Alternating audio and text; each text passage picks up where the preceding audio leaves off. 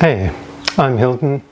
This is my Audi, and the last time you guys saw me do a video on this car, I changed the subwoofers on my rear doors and on the front doors, and then I noticed that the mid-range speakers were actually worn and torn and whatever else you want to call it, but they were broken. So I finally received the replacement ones from AliExpress, and this is what they look like.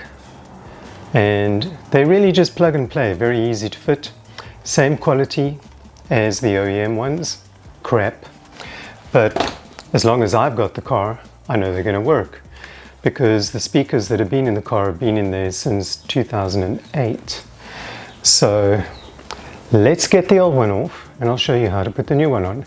If you want to know how to take the door card off, I've already done a video on that in my previous video. I'll put a link to that at the end of this or at the top of the screen.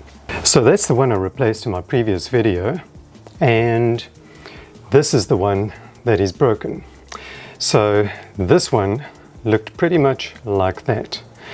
Well, maybe not as bad as this actually. This one's in worse condition. The problem is, if I play music in the car, because of the bass that's coming from this speaker, this one tends to rattle. And so I was getting like a dual rattle from the speakers on the driver's door. And I'm just going to use a Torx 20, I think it's a Torx 20, to undo the 3 screws, remove it, and pop the new one on. And of course we can take the speaker plug off.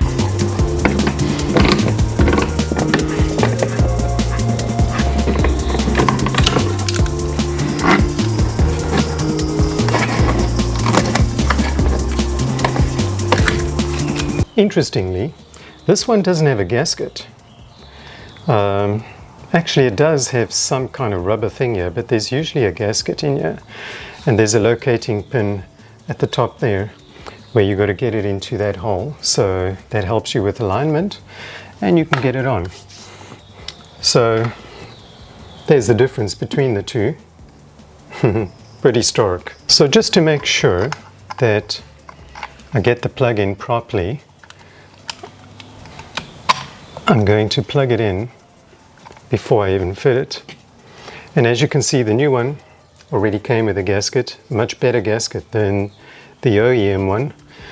So we're definitely not going to have any rattles after this. Just make sure the locating pin is on there, and then roughly line it up with the holes.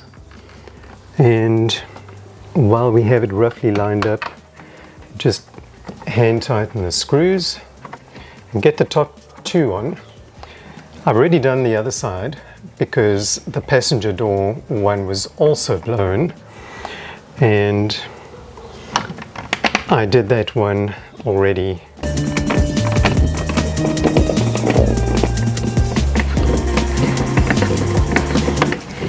And doing it by hand is best, because then you've got a feel for the amount of torque you're applying.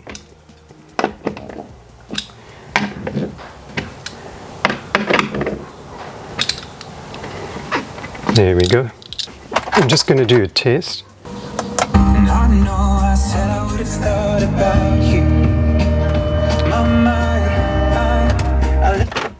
Yep, they're working. All I have to do is get the door card back on.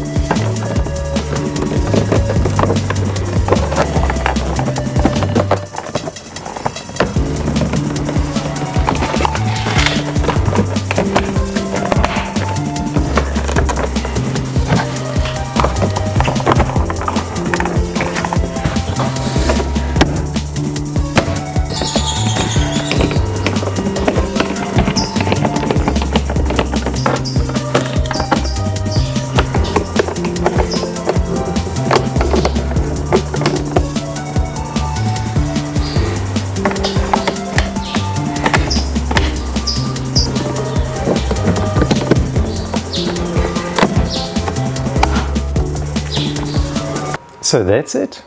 Very easy.